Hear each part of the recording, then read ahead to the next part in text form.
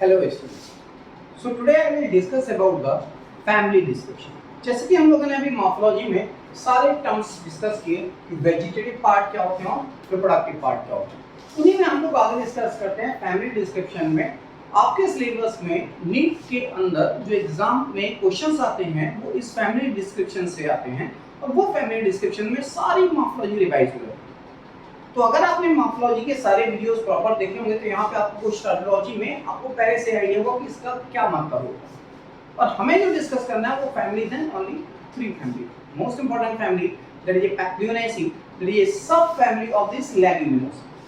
दूसरी फैमिली है जिसको हम लोगों को डिस्कस करना है वो है आपका लिलिएसी, और तीसरी फैमिलीज है वो जिसको हम लोग बोलते हैं सोलोनेसी। तो ये दो डाइकॉट फैमिली है और एक मोनोकॉट की फैमिली है जिसके बारे में हम लोगों के यहाँ डिस्कस करेंगे। So today I will discuss about the family जिसका नाम है पैक्लियोनेसी।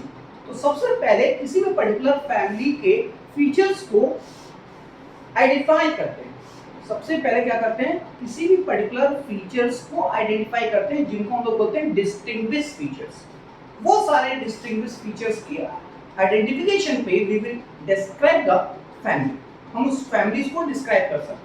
जैसे अगर इस पर्टिकुलर फैमिलीज की बात करें तो सबसे पहले इंपॉर्टेंट इसका डिस्टिंग्विश फीचर्स में, इसके डिस्टिंग्विश फीचर में जो पॉइंट है वो है presence of nodulated root. That is the presence of nodulated root. इस पर्टिकुलर फैमिली के प्लांट जो भी जितने भी दालों वाली फैमिलीज होती हैं उन दालों वाली फैमिली की कैरेक्टरिस्टिक्स क्या होती है, इनके अंदर ये जो टैप रूट्स हैं, बेसिकली ये जो टैप रूट्स है, इस टैप रूट के अंदर ऐसे गांठें होती हैं, नोड्स होते हैं, नोड्यूल्स होते हैं। बेसिकली ये जो नोड्यूल है, इस नोड्यूल की वजह है कि यहाँ पे राइजोबियम बैक्टीरिया प्रेजेंट होता है। कौन प्रेजेंट होता है? राइजोबियम। जब ये राइजोबियम बैक्टीरिया इस पर्टिकुलर रूट के अंदर एंट्री करेगा, that becomes formation of the nodule. दूसरी चीज की जो राइजोबियम होता है ये ग्राम नेगेटिव बैक्टीरिया है। अब करता क्या है? Help in nitrogen fixation. ये क्या करता है? एटमॉस्फेरिक नाइट्रोजन को नाइट्राइट और नाइट्रेट में कन्वर्ट कर देता है। ये जो नोडुलेटेड रूट होती हैं ये बेसिकली इस पर्टिकुलर फैमिली की कैरेक्टरिस्टिक्स फीचर है। जिस फैमिली के अंदर ये नोडुलेटेड रूट होंगी वो पैक्लियोनेसी होगी, और ये पैक्लियोनेसी है ये क्या करते हैं, बेसिकली इनके अंदर जो मेन प्लांट्स हैं वो प्रोटीन सिंथेसिस करते हैं। That's why we are required the nitrogen. दूसरी चीज, ये राइजोबियम जो ग्राम नेगेटिव बैक्टीरिया है ये basically in general rod shape का होता है, ठीक। और इस पर्टिकुलर नोड्यूल के अंदर निफ जीन जो आजकल हम लोग पढ़ते हैं, that is called the nitrogen inducing factor gene present होता है। और ये जो जीन होता है ये बेसिकली अगर इस जीन को जेनेटिकली हम यहाँ से आइसोलेट करके किसी अनदर प्लांट के अंदर, नॉन लेग्यूमिनस प्लांट के अंदर इंट्रोड्यूस करेंगे तो वो भी क्या करेगा? नाइट्रोजन फिक्सिंग करेगा। ये जो नाइट्रोजन फिक्सिंग होती है ये nitrogen fixing nitrogenase reductase enzyme की हेल्प से होती है। ये नाइट्रोजनेज रिडक्टेज एंजाइम जो है वो बेसिकली एटमॉस्फेरिक नाइट्रोजन को नाइट्राइट और नाइट्रेट में कन्वर्ट कर सकता है। तो कह सकते हैं कि these are symbiotically associated. These are symbiotically associated. They are symbiotically associated with the plant roots of legume plant. तो ये तो बाकी इसका डिस्टिंग्विश फीचर्स हुआ कि प्रेजेंस ऑफ नोडुलेटेड रूट होंगे। दूसरा, यहाँ पे टेंड्रिल्स प्रेजेंट होते हैं, दैट इज टेंड्रिल्स प्रेजेंट। और वो जो टेंड्रिल्स होते हैं मोस्टली लीफलेट या एंटायर लीफ मॉडिफाई कर जाते हैं टेंड्रिल में। ये भी एक डिस्टिंग्विश फीचर्स है इस पर्टिकुलर फैमिली के रेफरेंस में। अगर हम इनकी फ्लावर के रेफरेंस में डिस्टिंग्विश करें तो फ्लावर के अंदर एक स्पेसिफिक कंडीशन मिलती है जो किसी अदर प्लांट्स में देखने को नहीं मिलती। वो ये है कि यहाँ पे डायएडल्फस कंडीशन देखने को मिलती है। Adelphous androecium. और ये डायडेल्फस एंड्रोशियम क्या होता है उसको हमने फ्लावर में एक बार डिस्क्राइब किया था, फिर फर्दर यहाँ पे डिस्क्राइब करते हैं। ये तो बात है इसकी कुछ डिस्टिंग्विश फीचर्स के रेफरेंस। नेक्स्ट हम लोग इसमें बात करते हैं इसके, सबसे पहले इसको डिस्कस करने के बाद हम लोग बात करेंगे इसके कुछ वेजिटेटिव स्ट्रक्चर के रेफरेंस में, जिसमें हम लोग बात करेंगे रूट कैसी होती है, स्टेम कैसा होता है, लीफ कैसी होती है और इन्फ्लोरेसेंस कैसा। उसके बाद हम लोग डिस्कस करेंगे प्लांट के फ्लावर के डिस्क्रिप्शन के रेफरेंस में।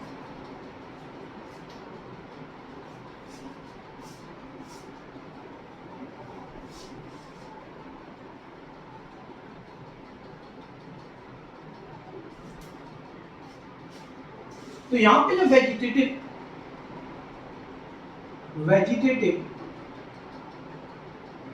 जो पार्ट है उस वेजिटेटिव पार्ट की अगर बात करें तो सबसे पहले बात करनी है रूट। तो अभी तो रूट का मैंने डिस्क्राइब किया, यहाँ पे टैपरूट सिस्टम विद नोडुलेटेड रूट्स या विद नोड्यूल्स प्रेजेंट होते हैं, जिसकी वजह से हम लोग इसको नोडुलेटेड रूट भी बोलते हैं। ठीक, और इस नोडुलेटेड के फीचर्स को भी हम लोग एक्सप्लेन किया। दूसरा पार्ट है जिसको बोलते हैं स्टेम। अगर स्टेम की बात करें तो स्टेम नॉर्मली कैसे होते हैं, सिलिंड्रिकल, इरेक्ट, herbaceous और woody। herbaceous means green और ligneous means woody। यहाँ पे कुछ प्लांट के अंदर क्लाइंबर्स भी देखने को मिलते हैं। नेक्स्ट है लीफ। लीफ की अगर बात करें तो लीफ जो है वो सिंपल और कंपाउंड्स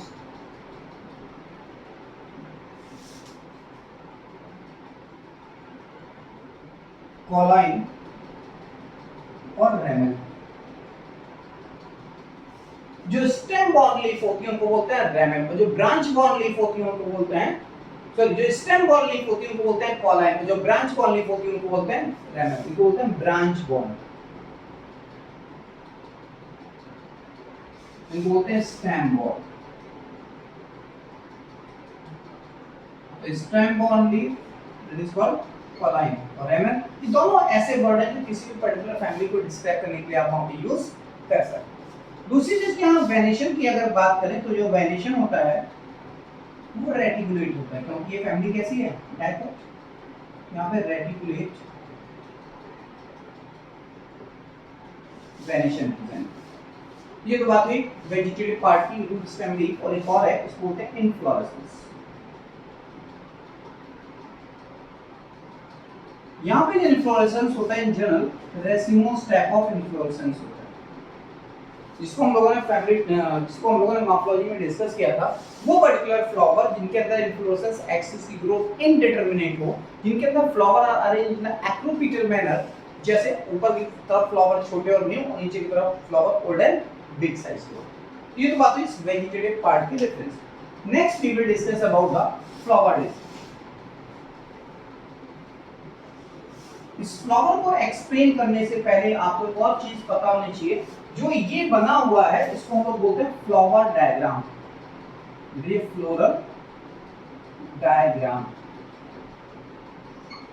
और ये जो मैं ऊपर लिख रहा हूं ये है, या यही लिख देते हैं, और इसको हम लोग बोलते हैं फ्लोरल फॉर्मूला, यहां लिख देते हैं, that is called the floral formula. ये आप याद करने के लिए सबसे पहले वो पर्टिकुलर फैमिली जो डायकॉट फैमिली है, वहां पे नॉर्मली KCAG ही लिखा होगा, K for calyx, C for corolla, A for androecium और G फॉर वेनिशियम। जहां भी ये बेसिकली होंगी फैमिली डायकॉट फैमिलीज होगी, वहां KCAG तो लिखा होगा, नंबर फॉरगेट, अभी फिलहाल थोड़ी देर के लिए नंबर भूल गए। तो यहाँ पे जब KCAG है, और सबसे इंपॉर्टेंट फीचर्स आपने अभी यहाँ देखा डायएडल्फस कंडीशन। तो जिन बच्चों को ये पता होगा कि डायएडल्फस क्या होती है वो तो क्लियर कट। तो डायएडल्फस हम मान लो यहाँ लिख देते हैं 9+1 या 1+9, ऐसे ब्रैकेट में 9+1, इस कंडीशन को बोलते हैं डायडेंटस। तो ये तो सब जानते हैं कि 9+1 कंडीशन होगी। यहाँ पे 9 अगर आप देखो तो ये 9 एंड्रोशियम स्टेमेन से ये जुड़े हुए और एक अलग है, हो गया 9+1 दैट इज डायडेंटस कंडीशन। एक्सप्लेन करेंगे डिटेल में। दूसरी चीज कि यहाँ पे जो फैमिलीज है ये एक सिंगल ऐसी फैमिलीज है जो आपके सिलेबस में है फैब्रिनेसी, जिनके अंदर डायनेशियम में सिंगल कार्पेल होता है और वो फ्यूज नहीं होगा। यहाँ क्या लिख सकते हैं G1 और नीचे की तरफ ब्रैकेट लगाते हो, इसका मतलब सुपीरियर ग्रुप। हमें अभी फिलहाल इतना याद रखना है कि हमें अगर इस फैमिली को डिस्क्राइब करना है तो इसको फ्लोरल फॉर्म लिखो। सबसे पहले तो पता होना चाहिए ये एग्जैक्टली में लिखेंगे क्या यहाँ पर। तो सबसे पहले यहाँ लिख सकते हैं फ्लोरल डिस्क्रिप्शन या फ्लावर डिस्क्रिप्शन। ये जो फ्लावर डिस्क्रिप्शन आप लिखते हो सबसे पहले लिखते हैं यहाँ ब्रैकेट है या नहीं। तो यहाँ ब्रैकेट नहीं है इसलिए लिखेंगे EBR, that is E bracket. उसके बाद हम लोग लिखते हैं ये ज़ाइगोमॉर्फिक है कि एक्टिनोमॉर्फिक है। सबसे पहले ये ही फैमिली ऐसी है जहां पे ज़ाइगोमॉर्फिक आप लिख सकते हो। इसके पहले जो भी डिस्क्रिप्शन होगा इस C और K के पहले जो भी आप डिस्क्रिप्शन लिखते हो उसको फ्लावर डिस्क्रिप्शन बोलते हैं। तो यहाँ पे हम लिख सकते हैं ऐसे द बाइसेक्शन, यहाँ पे लिख सकते हैं ऐसे और यहाँ EBR भी लिख सकते हैं। तो यहाँ पे नॉर्मली EBR मैंने लिख दिया, ई ब्रैकेट है, ब्रैकेट नहीं है और यहाँ ज़ाइगोमॉर्फिक कंडीशन होती है। ज़ाइगोमॉर्फिक का मतलब हम लोग डिस्कस कर चुके हैं फ्लावर टर्मिनोलॉजी में, उसको ऐसे रिप्रेजेंट करते हैं सिंबल। सिंबल को हम लोग ऐसे रिप्रेजेंट करते हैं ज़ाइगोमॉर्फिक। कहें तो ब्रैकेट में ऐसे लिख दिया, ये ज़ाइगोमॉर्फिक। ये ज़ाइगोमॉर्फिक का मतलब है these flowers are show bilateral, एक स्पेसिफिक रेडियस से काटने में दो इक्वल पार्ट में डिवाइड होंगे तो उसको बोलेंगे ज़ाइगोमॉर्फिक और बाइलेटरल सिमेट्री। दूसरी यहाँ पे चीज लिखते हैं that is a flower bisexual और मोनोक्लाइनस के नीचे ये सिंबल है मोनोक्लाइनस का, यानी दैट इज ए बाइसेक्सुअल। अब इसके बाद हम लोग यहाँ पे लिखते हैं फ्लावर कंप्लीट है क्योंकि फ्लावर के अंदर कैलेक्स, करोला, एंड्रोशियम और गायनेशियम चारों चीजें, इसलिए लिखते हैं flower complete.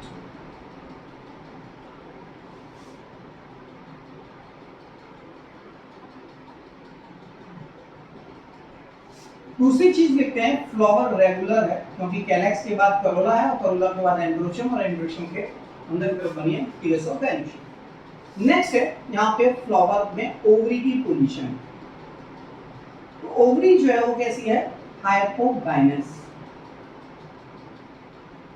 That is superior.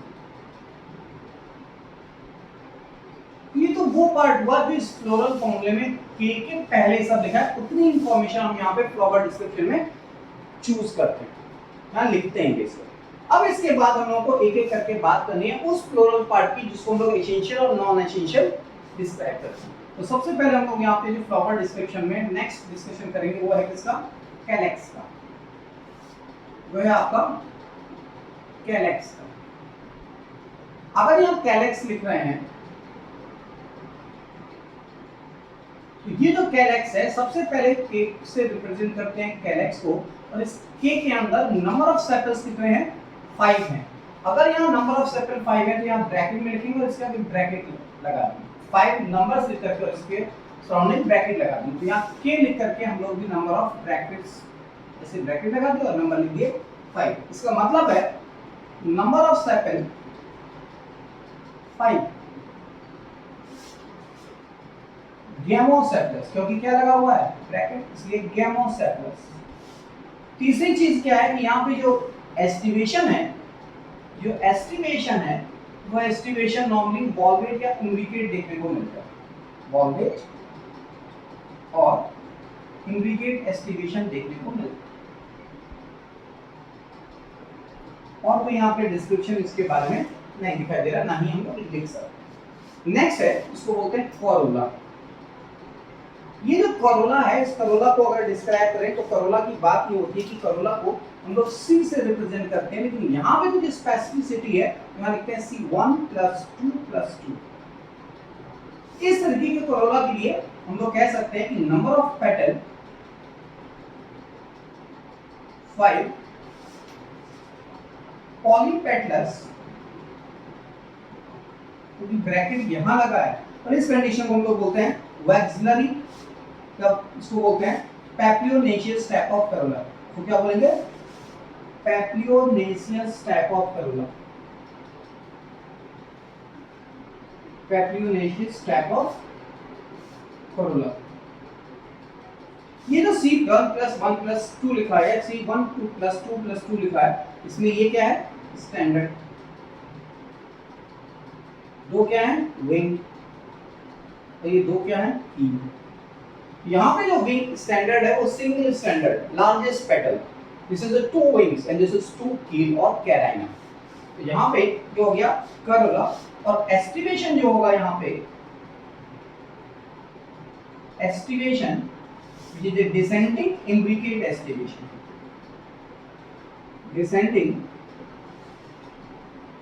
imbricate estivation, इसी को बोलते हैं वैक्सिलरी एस्टिवेशन। ये हो गया वैक्सिलरी एस्टिवेशन। अगर यहाँ पे C1+2+2 लिखा है, इसका मतलब वो पैप्लियोनेशियस टाइप ऑफ करोला को रिप्रेजेंट करेगा। ओके, नेक्स्ट पॉइंट है, इसको डिस्कस करना है, वो है आपका एंड्रोशियम। अगर हम यहाँ पे बात करें एंड्रोशियम और गायनोशियम की, यहाँ पे लिखेंगे पहले एंड्रोशियम। इस एंड्रोशियम को हम लोग ए से रिप्रेजेंट करते हैं। ए अभी आपने देखा 9+1 लिखा था, मतलब number of stamen 10।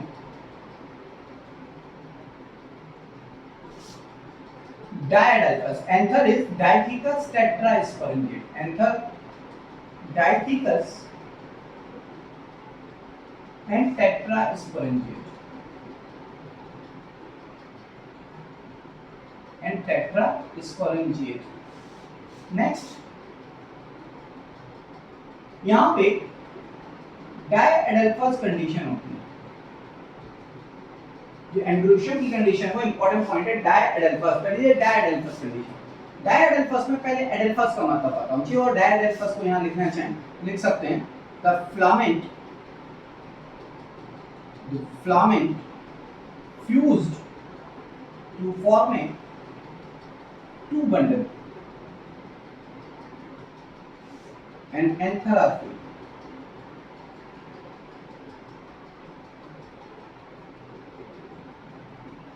Filament fuse to form a 2 bundle and anther free. इस कंडीशन को बोलते हैं डायएडेल्फस, जिसे रिप्रेजेंट करते हैं A9+1 से। इसमें अगर गौर से देखें, ये जो स्ट्रक्चर बनाया है, ये के है, मतलब कैलेक्स है, ये करोला है, और ये जो स्ट्रक्चर है ये 9+1, A9+1, क्योंकि 9 ब्रैकेट में लगे, 9 एक से जुड़े हुए हैं, इसलिए उसको बोलते हैं A9+1 and this is a gynoecium. यहां पे अगर हम लोग गायनेशियम को डिस्कस करें, गायनेशियम में नंबर ऑफ कार्बन कितने? 1। तो लिखेंगे नंबर ऑफ कार्बन 1। इसका मतलब है monocarpellary with marginal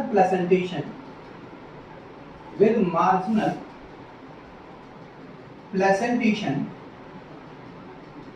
unilocular ovary superior. This is damage.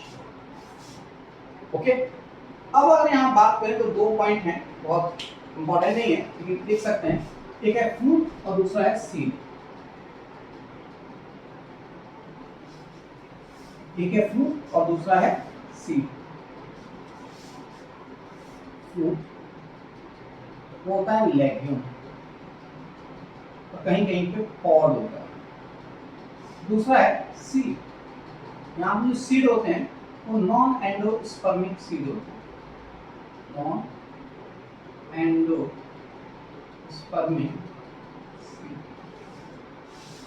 ये अगर आप देख रहे हैं तो यहाँ पे आप कह सकते हैं ये 2 विंग है,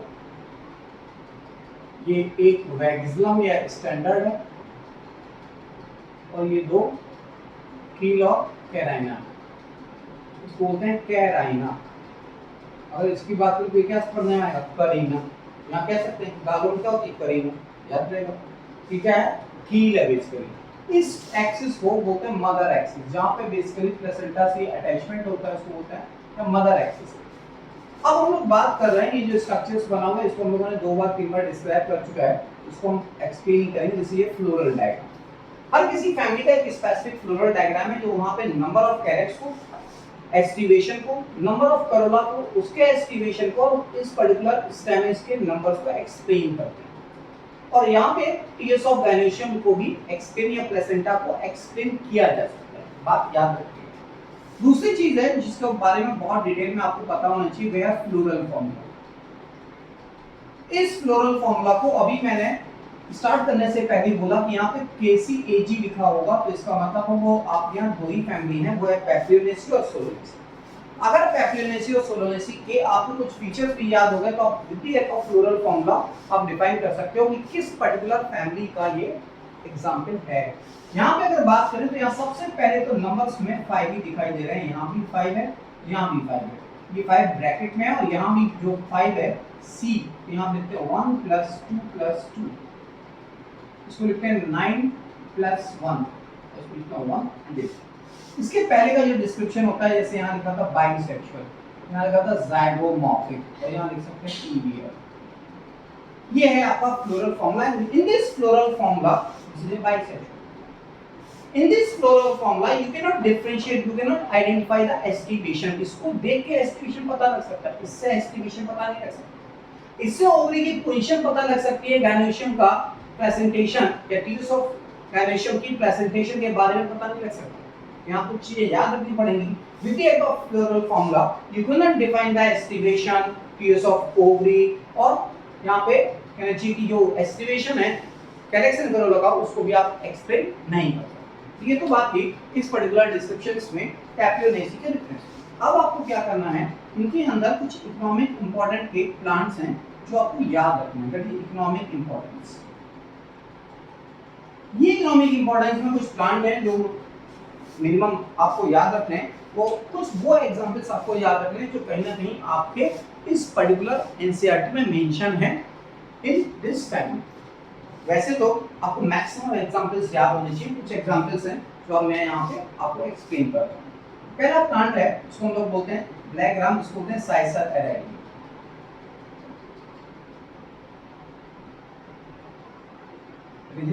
ग्राम। दूसरा है जिसको हम लोग बोलते हैं पाइसम सटैरम, जिस सबको पता है। दूसरा है कैजनस कैजन, कैजनस कैजन, जिसको हम लोग बोलते हैं अरहर। दूसरे प्लांट का एक और नाम लिख सकते हैं, ये सब अंडरलाइन होंगे, जो हम इसकी बोटैनिकल नेम लिखते हैं तो सब अंडरलाइन करना होगा। दूसरा इसका नाम है एक वो जो आपको पता होना चाहिए, ग्लाइसिन मैक्स, इसको हम लोग बोलते हैं सोयाबीन। ये सारी वो पर्टिकुलर पल्सेस है जो हम लोग डेली रूटीन में खाते हैं, और इस पर्टिकुलर अरहर के अंदर, कैजनस कैजन के अंदर 35% तक और 36% तक, 34-36% तक प्रोटीन होती है। मतलब कहते हैं ना दालों में सबसे ज्यादा प्रोटीन किसमें होती है, अरहर में। मैक्सिमम प्रोटीन जो होती है अप टू 50%, अप टू 40% तक होती है इस ग्लाइसिन मैक्स के अंदर। इनके अंदर कुछ प्लांट और हैं जिनको हम लोग बोलते हैं इंडिगोफेरा, इंडिगोफेरा जिसे हम लोग बोलते हैं नीम, जिसको डाई में यूज करते हैं। एक और प्लांट है जिसको बोलते हैं अरेकिस हाइपोजिया, अरेकिस हाइपोजिया, इसको ग्राउंडनट बोलते हैं। इनके अलावा कुछ और प्लांट है जो ऑर्नामेंटल प्लांट्स हैं, वो आपको पता होना चाहिए।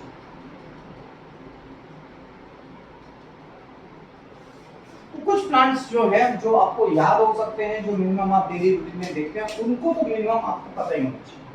इनके अलावा यहाँ पे कुछ ऑर्नामेंटल प्लांट है, जैसे सेसबेनिया है, सेसबेनिया ट्राइफोलियम, जिसको हम लोग ज्यादातर फूडर की तरह, फॉडर की तरह यूज करते हैं, गाय भैंस को खिलाते हैं, बेसिकली चारा जिसे आप बोलते हैं, वो है सेसबेनिया। यहाँ पे कुछ this is entire descriptions about the family, इसका नाम है पैप्लियोनेसी फैमिली, जो सब फैमिली के फॉर्म में अंडर द लेगुमिनोसी फैमिली प्लेस की गई. Okay, so next videos में we will discuss about another families like the Solanaceae or Lilies. इस particular morphology of family description के बाद we will start the cytology. Okay, so thank you.